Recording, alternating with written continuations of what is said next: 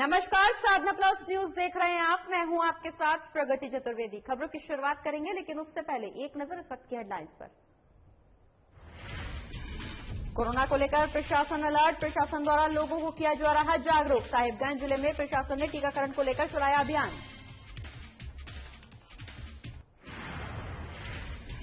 बिहार सरकार के दावों की खुली पोल। शेखपुरा में बदहाल पड़ा पोस्टमार्टम हाउस। पोस्टमार्टम हाउस में लगा गंदगी का अंबार।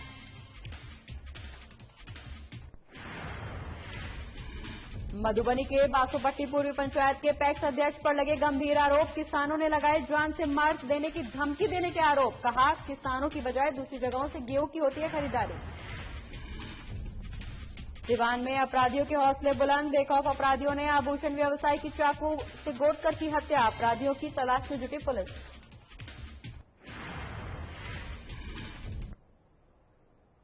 चलिए खबरों की शुरुआत साहिबगंज से करेंगे, जहां जिला मुख्यालय के कलेक्ट्रेट परिसर स्थित उपायुक्त कार्यालय कक्ष में आज जिला उपायुक्त रामनिवास यादव ने साधना प्लस न्यूज के संवाददाता से खास बातचीत की।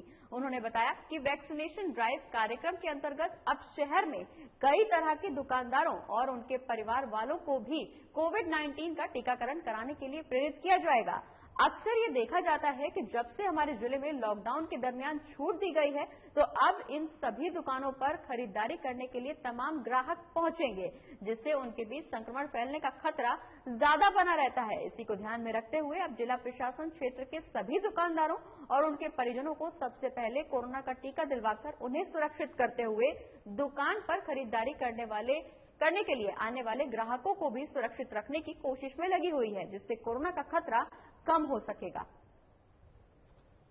जो ड्राइव आज से वैक्सीनेशन को लेकर जिले में चलाया जा रहा है, के तहत कल हमने जो मीटिंग करी सभी बीडीओज के साथ, सिविल सर्जन, डीआरसीएचओ सभी लोग थे, तो उसमें एक निर्णय हम लोगों ने लिया है कि जितना भी शॉप ओनर्स है जिले में, इनको की अभी अनुमति मिली है शॉप खोलने की, उन सभी को हमने अभी 7 दिन का टाइम दिया है कि वो स्वयं और उनकी फैमिली मेंबर्स जो भी 18 प्लस है, सब लोगों का वैक्सीन वो लोग दिला दें और वैक्सीनेटेड हो लें। अगर 7 दिन बाद में ये लोग वैक्सीन अगर नहीं लेते हैं और सर्टिफिकेट अगर नहीं दिखाते हैं, हम सर्वे कराएंगे, तो उन लोगों पे हम लोग कार्रवाई करेंगे। बढ़ते आगे, जहां प्रखंड क्षेत्र के बासोपट्टी पूर्वी पंचायत के पैक्स अध्यक्ष रामवरण महतो पर किसान कामेश्वर महासेठ और सत्यनारायण महतो ने जान से मारने की धमकी देने का आरोप लगाया है। इस संबंध में किसान कामेश्वर महासेठ ने बताया कि पैक्स अध्यक्ष किसान से गेहूं की खरीदारी नहीं करते हैं, वो दूसरी जगह से गेहूं खरीदकर एफसीआई को देते हैं। जब किसान ने अध्यक्ष से गेहूं खरीदने के लिए कहा तो टाल मटोल करते हैं। पैक्स अध्यक्ष द्वारा खरीदे गए गेहूं को ट्रक पर लोड करने के लिए ले जाया जा रहा था, तभी दर्जनों किसान मौके पर पहुंचकर उक्त गाड़ी को घेर कर विरोध प्रदर्शन करने लगे, जिसके बाद आनंद फानन में पैक्स अध्यक्ष रामवरण महतो और पैक्स प्रबंधक अध्यक्ष के सगे भाई रामचरण महतो भी मौके पर पहुंचे और किसानों को अभद्र भाषा का इस्तेमाल करते हुए जान से मार देने की धमकी तक दी। हाई वोल्टेज ड्रामे के बाद पैक्स अध्यक्ष द्वारा स्थानीय किसानों के गेहूं की खरीदारी करने की बात कही गई।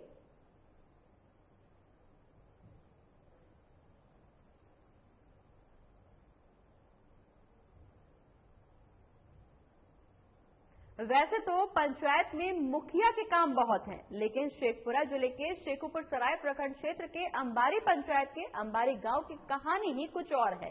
यहां के वर्तमान मुखिया सुभाष तमोली कहने को तो यहां के पंचायत के मुखिया हैं, लेकिन आज तक चेक और अन्य कागजात पर दस्तखत करने के सिवा इन्होंने अपने क्षेत्र के लिए कुछ भी नहीं किया। तो वो चुनाव जीतते कैसे हैं? सूत्रों से मिली जानकारी के मुताबिक मुखिया चुनाव जीतते नहीं है, इन्हें जितवाया जाता है। उसके बाद असली खेल शुरू होता है। मुकेश सिंह का ये जो मुखिया के प्रतिनिधि हैं, ये मुखिया से जबरन चेक पर दस्तखत करवाकर योजना की राशि हड़पने से लेकर तमाम तरह के काम को अंजाम देते हैं। जानकारी के मुताबिक पिछले 1 साल से प्रखंड स्तरीय बैठकों में भी मुखिया की जगह मुकेश सिंह ही जाते हैं और वहां रजिस्टर में दस्तखत भी उन्हीं के ही होते हैं। इस बार साल भर से भी हमको जबरन चेक्स कटा रहे हैं और पहले से भी कटा रहे थे। कौन कटा रहे हैं? मुकेश सिंह, निर्मलेश सिंह नाम है उनका। मुकेश सिंह, निर्मलेश सिंह कहाँ के हैं वो? जी हमारे घर कहाँ है उनका? जी अंबारी में। अंबारी घर है। अच्छा, वो आपसे चेक साइन करवा रहे हैं जबरदस्ती? अब डर से हम क्या करें? अच्छा, डर किस बात का है? डर इस बात के मारपीट करते हैं, घर में ले जा करके ठीक करते हैं। तो शेखपुरा का ये पूरा मामला, जहां वर्तमान मुखिया का काम सवालों के घेरे में है। आपको बता दें कि मुखिया के जो प्रतिनिधि हैं मुकेश सिंह, उनका यह असली खेल उजागर होकर के सामने आया, जहां मुखिया का काम सिर्फ कागजों में दस्तखत करवाना ही रह गया है। आपको बता दें कि इस दौरान मुखिया के नाम पर दूसरा व्यक्ति काम कर रहा है। सिर्फ मुखिया नाम के लिए ही अपने पद पर है, जबकि सारा काम मुकेश सिंह के द्वारा किया जा रहा है, जो मुखिया के प्रतिनिधि हैं। ये मुखिया से जबरदस्ती चेक पर दस्तखत करवाते हैं। योजना की राशि हड़पने से लेकर तमाम तरह के काम को मुकेश सिंह के द्वारा अंजाम दिया जा रहा है। लेकिन बड़ा सवाल ये निकल करके सामने आ रहा है कि इतने लंबे समय से मुखिया के कामकाज पर जब इतनी लापरवाही उजागर हो रही है, इतना घोटाला निकल करके सामने आ रहा है, तो प्रशासन आखिर मौन कैसे है? क्या इससे पहले प्रशासन के संज्ञान में यह मामला नहीं आया, या अगर प्रशासन के संज्ञान में ये पूरा मामला पहले ही आ चुका है तो प्रशासन ने अभी तक इस पूरे मामले में कार्रवाई क्यों नहीं की? हालांकि ये तमाम सवाल जांच का विषय है, लेकिन वर्तमान मुखिया का काम सवालों के घेरे में जरूर आ गया है। आपको बता दें कि यहां मुखिया के प्रतिनिधि मुकेश सिंह के द्वारा मुखिया से जबरदस्ती चेक पर दस्तखत करवाया जाता है, जहां योजना की राशि हड़पने से लेकर तमाम तरह के काम को अंजाम देते हैं मुखिया के प्रतिनिधि। इन्होंने अपनी क्षेत्र में काम कुछ भी नहीं किया सिवाय दस्तावेजों में दस्तखत करने के। आपको बता दें कि इस दौरान मुखिया चुनाव जीतते नहीं हैं, उनको चुनाव जिताया जाता है, जिसके बाद मुखिया के प्रतिनिधि अपने घोटालों को अंजाम दे सकें। लगातार मुखिया का काम सवालों के घेरे में निकल करके सामने आ रहा है। शेखपुरा से ये तस्वीर, जहां मुखिया के कामकाज पर एक बार फिर से सवाल खड़े हुए हैं, जहां मुखिया की भूमिका सिर्फ नाम के लिए है। मुखिया के प्रतिनिधि लगातार तमाम योजनाओं की राशि हड़पने का काम करते हैं, जिसके चलते वो जबरदस्ती मुखिया से कागजातों पर दस्तखत भी करवाते हैं।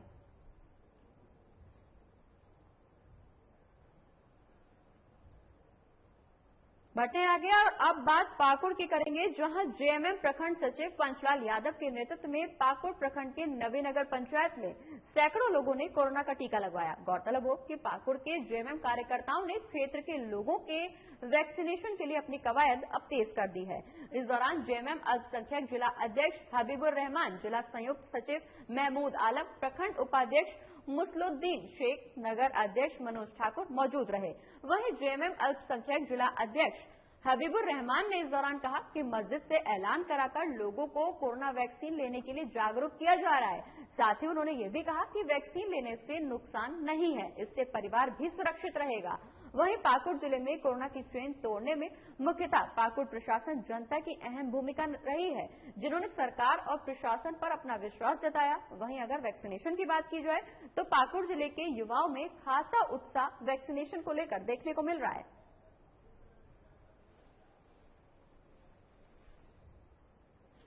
पाकुड़ ब्लॉक में बहुत ही कम पढ़ाई में है, इसलिए आज जो जिला सभागार में बैठक था तो हर वर्ग का आदमी को जागरूकता करने के लिए हम लोग भी प्रयास कर रहे हैं।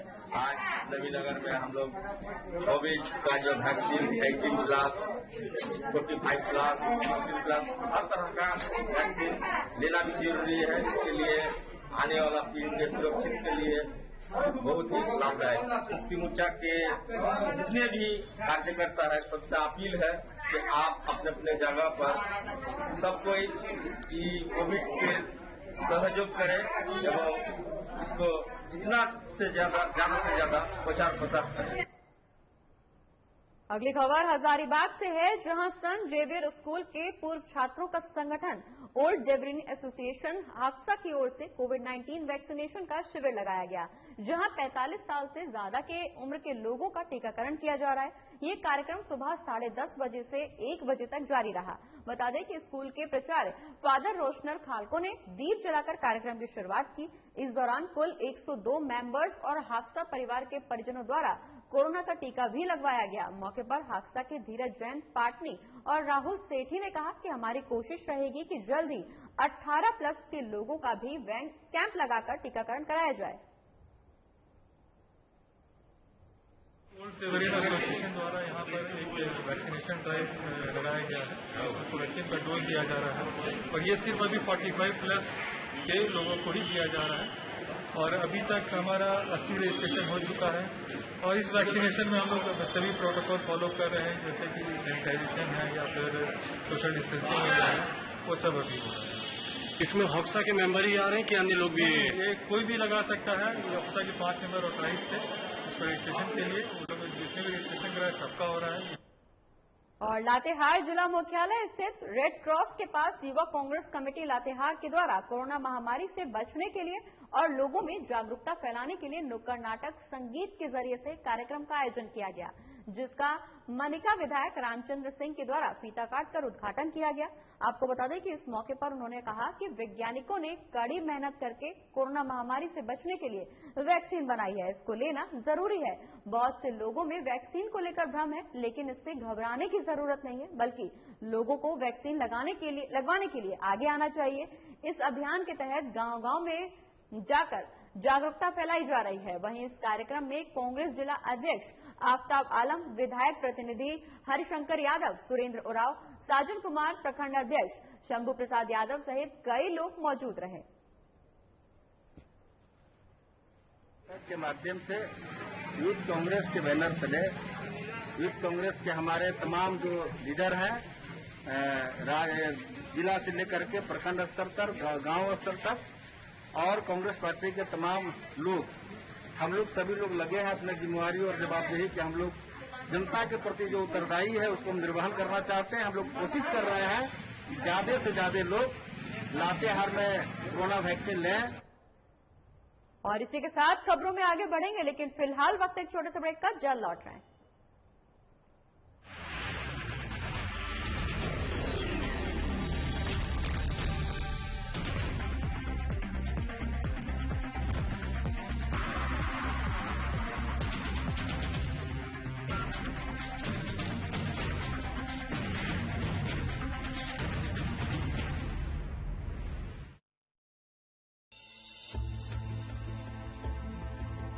रामकृष्ण मिशन अस्पताल रांची में सेवा का एक सर्वोत्तम संस्थान।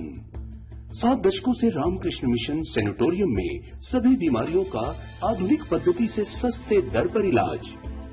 अस्पताल में अनुभवी डॉक्टर और कुशल नर्सें रखेंगी आपका विशेष ख्याल। सभी आधुनिक चिकित्सकीय उपकरणों से लैस 24/7 है सेवा में समर्पित। रामकृष्ण मिशन अस्पताल, खूंटी रोड, तूपुदाना, रांची, जिसका सेवा ही परम धर्म है।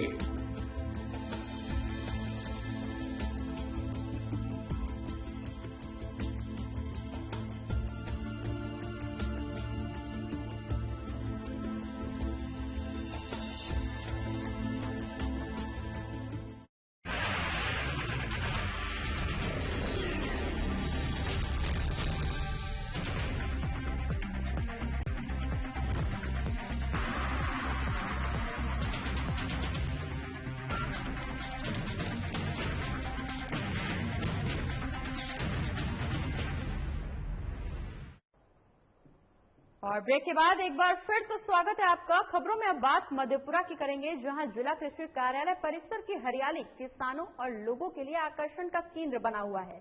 इसकी सुंदरता सिर्फ नयन सुख ही नहीं देती, ये किसानों और लोगों को कैसे जागरूक करती है, इस पर देखिए हमारी एक खास रिपोर्ट।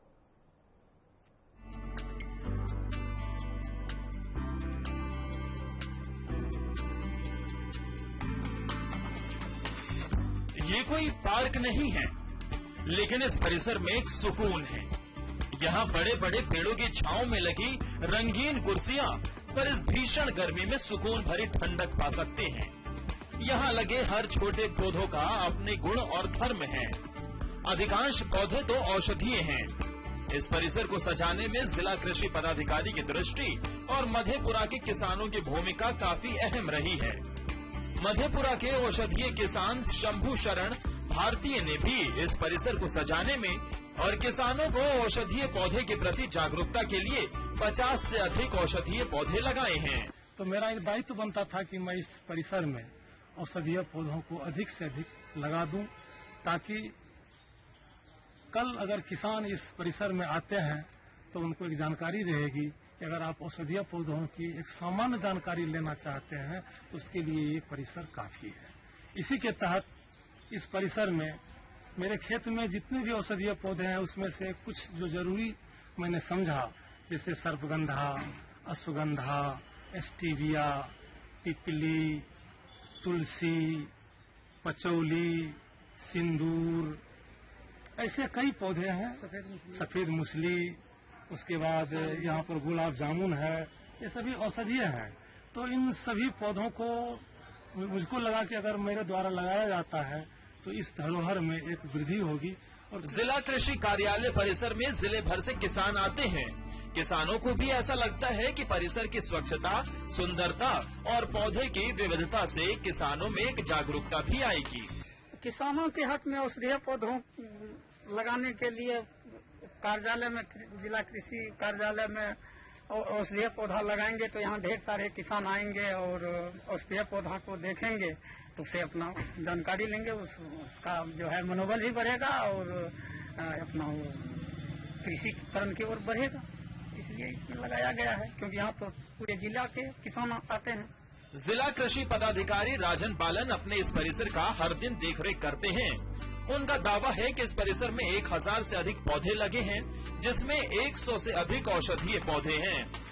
उन्होंने बताया कि सीएम के जल जीवन हरियाली योजना से उन्हें अपने परिसर को हरा भरा बनाने की प्रेरणा मिली और अब इस परिसर को देख किसान भी हरियाली के प्रति जागरूक होंगे। सर्वप्रथम पहला उद्देश्य तो जल जीवन हरियाली है, जैसा कि सरकार के द्वारा भी है, वृक्षारोपण अधिक से अधिक करें, पर्यावरण को शुद्ध बनाए।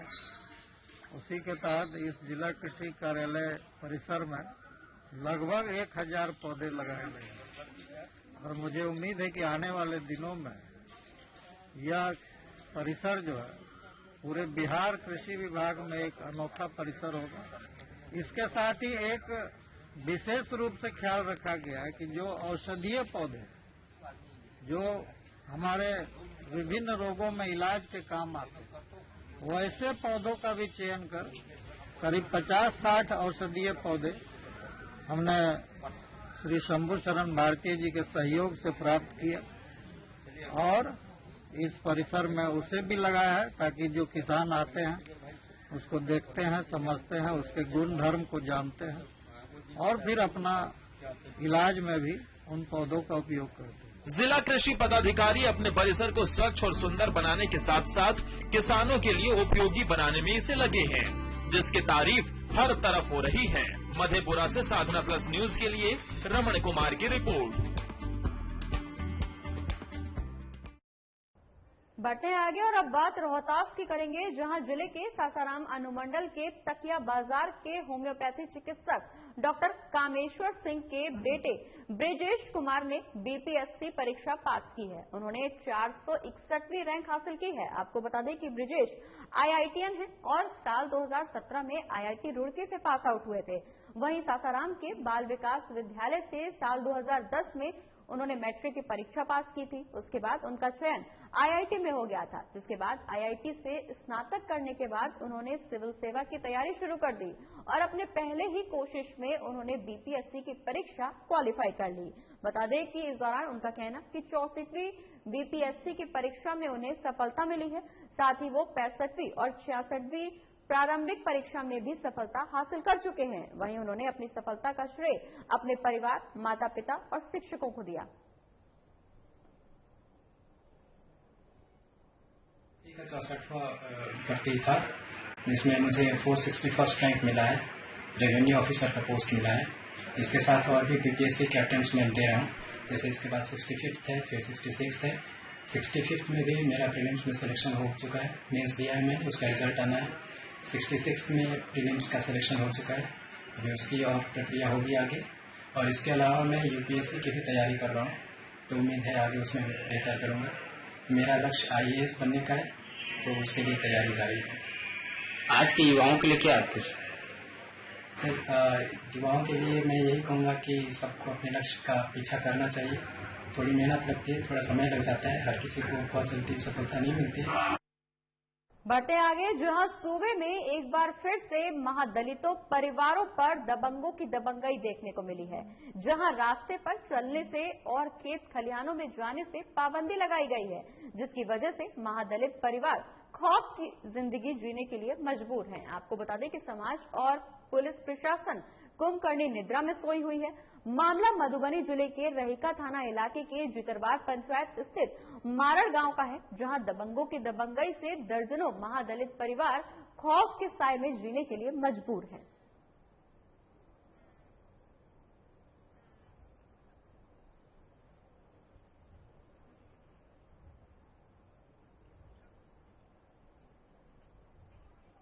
और अब बात सिमडेगा की करेंगे, जहां सदर थाना क्षेत्र अंतर्गत वीरू के पास अनियंत्रित होकर एक मोटरसाइकिल सवार पिकअप वैन को ओवरटेक करते हुए जा गिरा, जिसके बाद घटनास्थल पर गिरकर गंभीर रूप से घायल हो गया।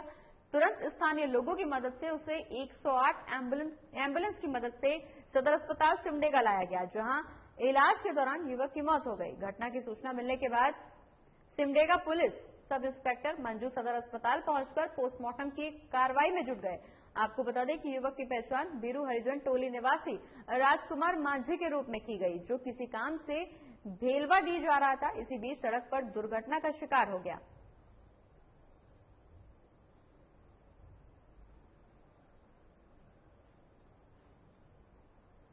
और अब सिवान से बड़ी खबर सामने आई, जहां एक आभूषण व्यवसायी की चाकू से गोद कर हत्या कर दी गई। घटना मैरवा थाना क्षेत्र के आदर्श नगर की बताई जा रही है। मृतक की पहचान साबुन टोली निवासी नवनीत कुमार और गुड्डू के रूप में की गई। जानकारी के मुताबिक स्थानीय लोगों ने दुकान के ऊपर स्थित कैमरे से खून बहते हुए देखा, जिसके बाद लोगों ने पुलिस की सूचना दी। सूचना मिलते ही मैरवा पुलिस पहुंची, जहां कमरे में जाकर देखा तो वहां व्यवसायी की चाकू से गोदी हुई लाश खून से लथपथ जमीन पर पड़ी हुई थी। वहीं शव को देखते ही ऐसा प्रतीत हो रहा था कि सिर कुचल दिया गया है, साथ ही आंख भी फोड़ दी गई है। बताया जा रहा है कि व्यवसायी नवनीत सिवान के नगर थाना स्थित साबुन टोली मोहल्ले में अपने परिवार के साथ रहता था और मैरवा के आदर्श नगर में अपनी आभूषण की दुकान चलाता था। इस घटना के संबंध में दबी जुबान मृतक के करीबी रिश्तेदारों का कहना है कि उनका अपने परिवार में जमीनी विवाद चल रहा था। फिलहाल पुलिस ने शव को पोस्टमार्टम के लिए भेज दिया है। आपको बता दें कि पूरे मामले की छानबीन की जा रही है।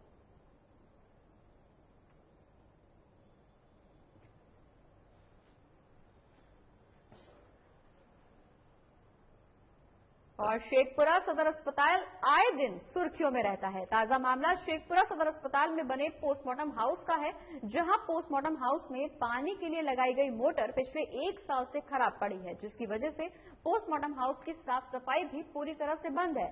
बता दें कि शवों की धुलाई करने के लिए भी पानी उपलब्ध नहीं है।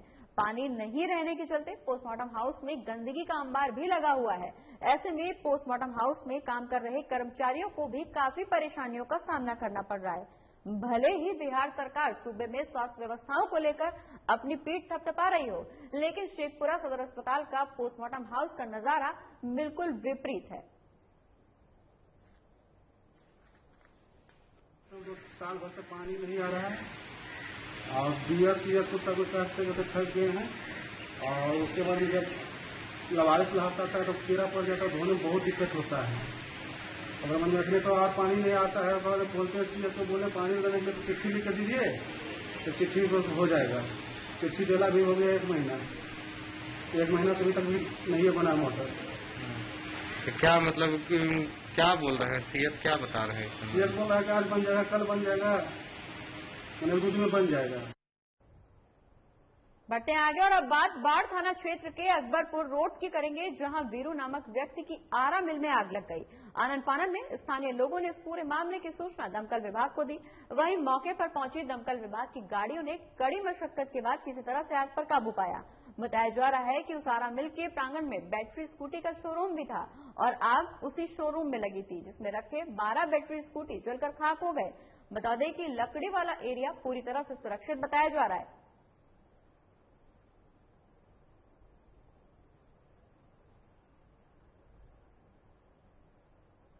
और शेखपुरा जिले के चेवाड़ी प्रखंड क्षेत्र अंतर्गत रोजापुर गांव का मामला सामने आया, जहां एक 10 साल का बच्चा प्रिंस पासवान का सड़क के किनारे बने गड्ढे में डूबने से मौत हो गई। मृतक की पहचान कीरत पासवान की बेटी के रूप में की गई। बताया जा रहा है कि खेलने के दौरान बच्चा गड्ढे में डूब गया, जिससे उसकी मौत हो गई। पुलिस ने मृतक बच्चे के शव को कब्जे में लेकर पोस्टमार्टम के लिए शेखपुरा सदर अस्पताल भेज दिया है। बता दें कि मृतक के परिजनों का कहना है कि सड़क किनारे सड़क निर्माण के लिए गड्ढा किया गया था, जिसमें पानी भरा हुआ था। उसी में गिरने से बच्चे की मौत हो गई। फिलहाल मृतक के परिजनों ने जिला प्रशासन से मुआवजे की मांग भी की है।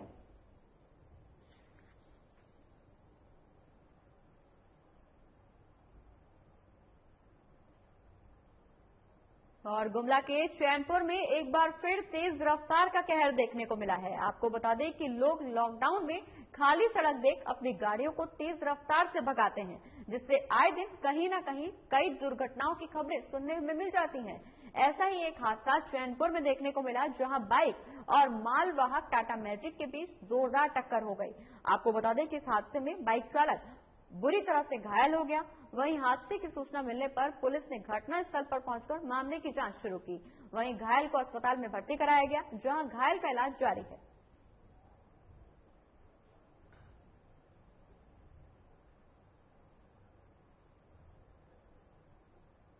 और इसी के साथ इस बुलेटिन में फिलहाल इतना ही। आप देखते रहिए साधना प्लस न्यूज। नमस्कार।